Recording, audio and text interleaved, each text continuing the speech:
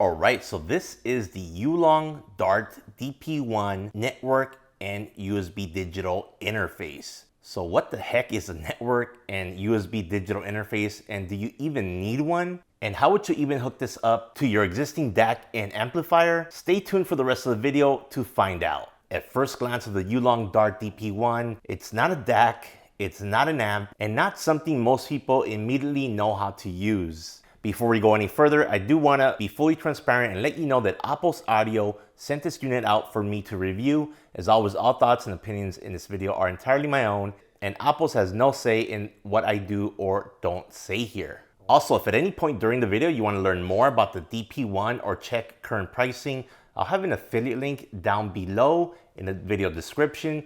Using that link helps support the channel at no extra cost to you, and I really appreciate it. Now back to the DP1. So this is what's known as a digital interface, meaning it sits between your music source and your DAC. Think of it as a clean digital bridge whose entire job it is to take a digital signal, whether it be USB or network, and deliver it to your DAC as cleanly, accurately, and consistently as possible. Today we're gonna go over what this thing actually does, test it as a USB digital interface, and then actually hook it up to my Denafrips RS2 DAC, as well as my THX AAA 789 headphone amplifier. And finally, we'll test out the network streaming side to see what kind of value this adds over a standard USB setup. And by inserting the DP1 into my audio chain, I hope to answer one very important question, and that is whether a digital interface will improve the sound quality of the music coming into my audiophile headphones. So the DP1 is a compact, minimalist box, but don't let the size fool you. This is a purpose-built piece of gear. On the back of the unit, we've got USB input, network Ethernet input, multiple digital outputs, including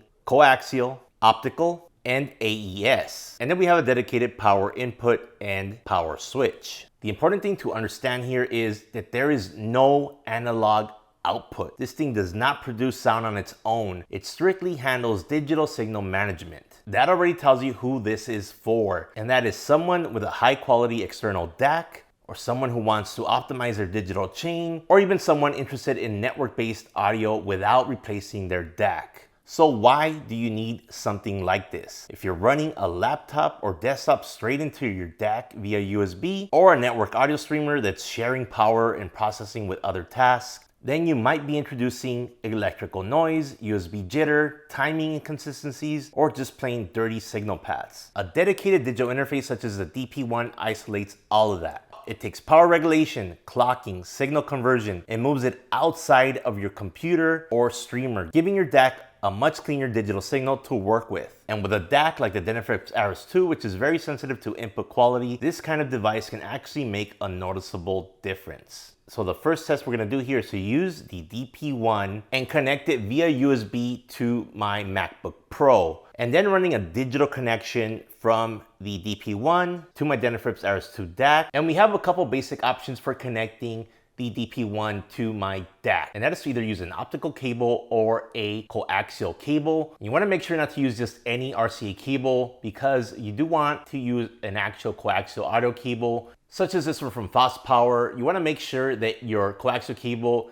actually has a 75 ohm impedance, otherwise you may not get the best audio possible. But stay tuned, because I will test out both connections, both the optical and the coaxial, and I will let you guys know which sounded better to my ears. And the nice thing about my Ares R2R DAC is that it supports both optical and coaxial inputs. From there, we will connect from the Ares to DAC using an analog signal, using these XLR cables, and it will feed into the balanced XLR analog input connections on my THX AAA 789 headphone amplifier, and finally into my headphones. The nice thing about the setup is that it's plug and play, no drivers needed, no weird configuration. And what I will be listening for with the DP1 installed into my audio chain is the background noise, imaging stability, micro details in the music, and clarity. Let's talk about the network side, because this is where things get interesting. Instead of using USB from your computer, the DP1 can connect directly to your network via Ethernet.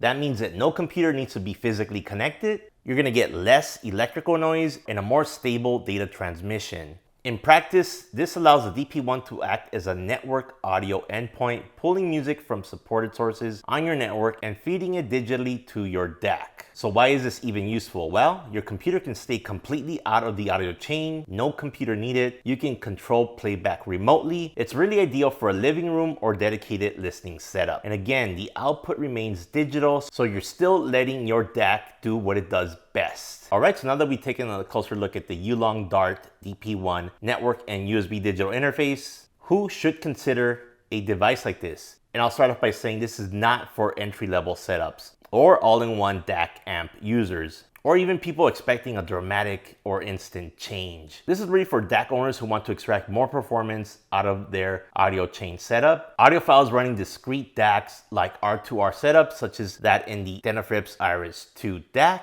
or even anyone curious about network audio without replacing their existing gear. Think of the DP1 as a system refinement tool, not a flashy upgrade, but a smart one. If this sounds like something that fits your setup, again, you'll find an affiliate link down in the video description below where you can learn more or pick one up. It's a great way to support the channel if you found this video helpful. Let me know in the comments. Are you running USB, network audio, or something else entirely? All right, so we've come to the sound review portion of the YULONG DP1, and this is pretty much what I used to test the audio. I started with the DP1 using USB input from my MacBook Pro, and then from the DP1 I use a digital connection to connect up to my Denafrips Iris 2 R2R ladder DAC. And I did try both coaxial as well as optical digital connection, so stay tuned for that if you're interested to know in which particular digital connection you should use. And then from the DAC we're using balanced XLR connections to go up to my AAA 789 headphone amplifier, which is more than enough to power my Modhouse Tungsten V2s right here. And I use the Modhouse Tungstens because they are pretty much the best headphones I own in terms of sound quality. And if you're interested in seeing how it's all wired up in the back, here's the rat's nest right here. We have this USB cable coming in as input into the DP1 for my MacBook Pro. That's where the sound comes for the music. And then I have two digital connections here. And again, the DP1 only has digital connections going. So I use both a coaxial digital cable. I will leave a link down in the description below if you want this particular one. It's great, worked out great. And then we have this very nice optical cable that again goes up to my Denafrips Iris 2 DAC. And here are the digital inputs on my DAC. And I will try to leave a link for this optical cable as well in the description. So I just hooked up both digital cables because I can use the Iris 2 to switch between coaxial and optical. And again, here's the XLR connections that are going out from my DAC to my Master Opti AAA 789 to the balance inputs here. And that's pretty much my setup, again with my Modhouse Tungsten headphones. So let's go back to the sound review. So one interesting thing about the DP1 that I experienced was that the 2 meters are reversed for some reason. I'm not sure why. I tried looking in the settings to see if I could switch it. But you see right now the right speaker should be playing. Now it's the left. But now that the left is playing there, you see the right VU meter is receiving the sound, which is really weird. But on my headphone, I hear it just fine. The right audio channel goes to the right ear cup. I'm not sure if it's just something with my particular unit that I got. Really weird. Maybe that's the way it's supposed to be, but I don't know. You guys tell me. All right, so the first test I did with the DP1 was using my Modhouse Tungsten V2s, using an optical connection between the DP1 and my Denafrips Iris DAC. And I used 2 test tracks. The first one is Hotel California, just the original version, but I also use the Hell Freezes Over version of Hotel California. I'm just so familiar with those audio tracks that I could really listen for little things in the sound when connecting DP1 versus not having it in the audio chain. And I'll be the first to tell you that part of me was kind of convinced that this YULONG DP1 Network USB digital interface is just a gimmick, some type of snake oil just to make you think that your audio is gonna sound better. But I was pleasantly surprised that it did change up the sound and it actually improved it. Here's some of the specific ways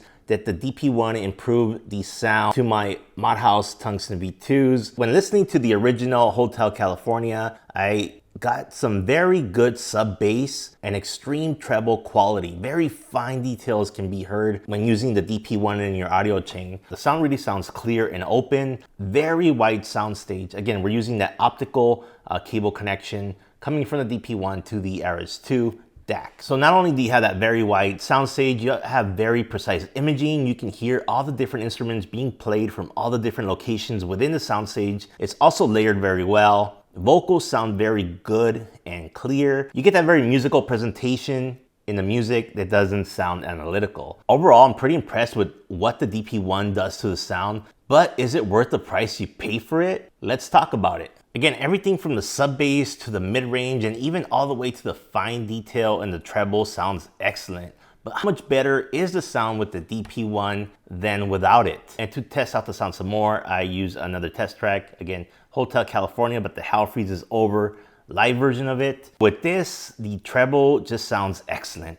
Guitars in the mid-range sound incredible. Bass and sub bass sound very good, but I must admit that it does lack a bit of a punch, but I kind of like it. It's just the right amount of bass to not be obnoxious. Vocals again sound excellent and not sibilant. Excellent separation between the different instruments. Vocals are well centered and forward. The strumming on the guitars sound absolutely amazing. I'm definitely hearing quite a bit of refinement in the sound. My DAC and amp have never sounded this good. I'm definitely hearing an improvement. And oh man, you can hear every little detail with this setup. Really sounds amazing, but I question, do I really need this? Is spending the money worth it? And having an extra device hooked up to my audio chain worth it? These are all things to consider. The DP1 really helps to produce a holographic sound, giving the soundstage depth, height, and width. I don't think I've ever heard my Modhouse Tungstens sing to me like this with my home setup. I've only heard them sound this good with $1,000 audio setups, audio shows like Can Jam. So very quickly, just to test whether it was just like some kind of mind trick or something that the DP1 is doing, I removed it from my audio chain and I tested just with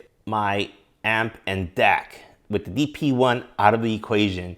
And here's what I heard. The original Hotel California, I did hear a bit more sound distortion in the music, not as clear. The music sounds a lot more relaxed, almost slower. Guitar strings sound good, but nowhere as good as they sounded with the DP1. Vocals sound a bit more recessed, not as forward as with the DP1. It's almost like a smoother presentation in the vocals with less detail. The music had a much flatter sound. Soundstage is not as wide, went from white soundstage in the DP1 to about mid-level soundstage. Imaging is still good, but a bit harder to pick out the different instruments within the soundstage. I definitely was not getting all those little details in the treble like I was hearing with the DP1. And when listening to the live version of Hotel California, it's apparent the sound level quality goes down when not using the DP1. I'm not getting that music listening enjoyment that I was getting with the DP1 plugged into my audio chain that was making my Tungsten V2s really sing. Vocals don't sound as enjoyable, they sound a bit harsh. Those lovely musical notes of the strumming of the guitar strings is gone, and guitars still sound good, but don't stand out like they did with the DP1.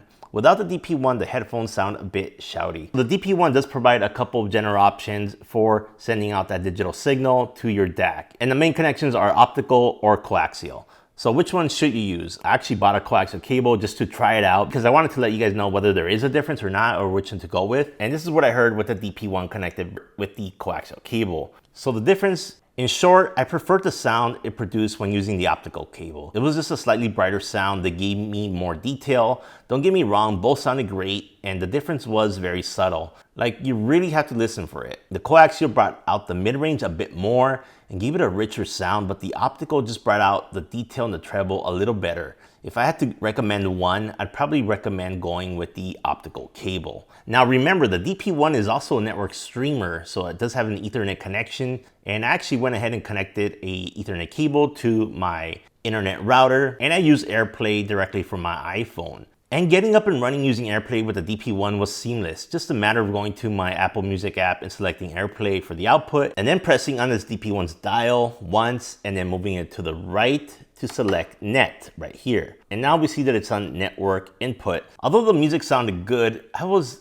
disappointed that it didn't sound nowhere as good as it did using the USB input. It sounded rather flat when compared to using USB. It does sound good considering the signal is going over AirPlay, but it's just not as enjoyable as listening through the USB input for music. To be honest, the actual music listening experience was not good because every time I would skip to the next track, the audio output would just stop working. And the only way to fix it was to hit pause and then play again, which got annoying after a while. This might be a good setup if let's say you had this connected to a speaker system in your living room and you wanted to be able to play music directly from your phone. Otherwise, I recommend just using the USB connection. Well, I hope this video shed some light on the YULONG DP1 Network / USB digital interface. It was definitely eye-opening for me. Please hit like on your way out and subscribe if you want to see more content like this. And I'll see you guys in the next video.